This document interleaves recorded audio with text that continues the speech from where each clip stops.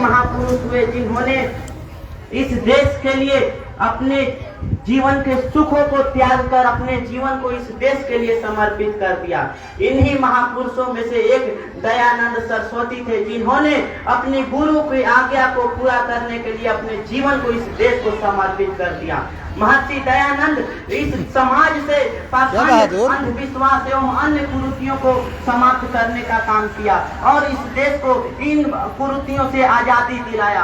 महर्षि दयानंद का जन्म 12 फरवरी 1824 को गुजरात के टंकारा ग्राम में हुआ था।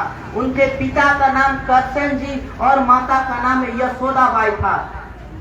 दयानंद सरस्वती के बचपन का नाम मूल शंकर था। वह बचपन से ही कुशाग्र बुद्धि के थे।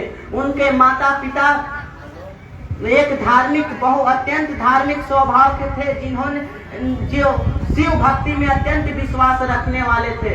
महर्षि दयानंद एक बार की घटना है, जब वह 14 वर्ष के हुए तो उनके परिवार शिवरात्रि के दिन शिव जी के मंदिर में उन्हें शिवरात्रि के रात में लेकर गए।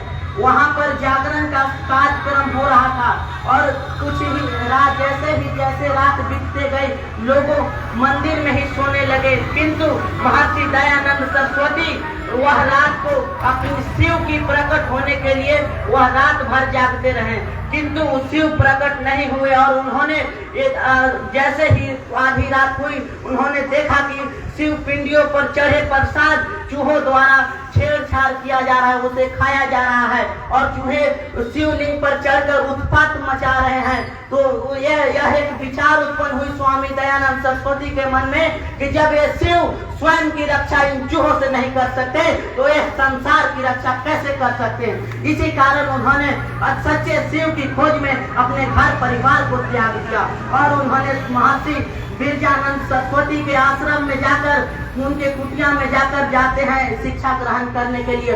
और जैसे ही दरवाजा खटखटाते हैं, अंदर से आवाज आता है, कौन है?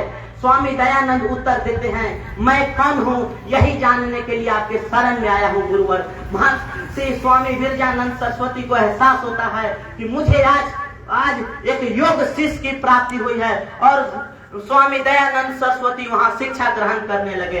जैसे ही शिक्षा पूरी हो जाती है, स्वामी दयानंद सरस्वती अन्य शिष्यों के तरह महर्षि दयानंद को स्वामी बिरजानंद को एक शेर गुरु दक्षिणा में लेकर जाते हैं। और लेकिन गुरु बिरजानंद इस दक्षिणा से संतुष्ट न होकर उन्होंने कहते हैं, मैं तुम्हारा जीवन ही गुरु दक्षिणा में लेना चाहता हूँ और तुम इस देश में स्थित सभी कुरीतियों को समाप्त करो। इस देश में पाखंड, अंधविश्वास, जातिवाद जैसे समस्याओं को खत्म करके एक सच्चे सनातन वैदिक धर्म का निर्माण करो। और इसी गुरु दक्षिणा को पूरा करने के लिए महर्षि दयानंद सरस्वती ने अपने जीवन को इस देश को समर्पित कर दिया। उन्होंने वे आर्य समाज की स्थापना करके भारत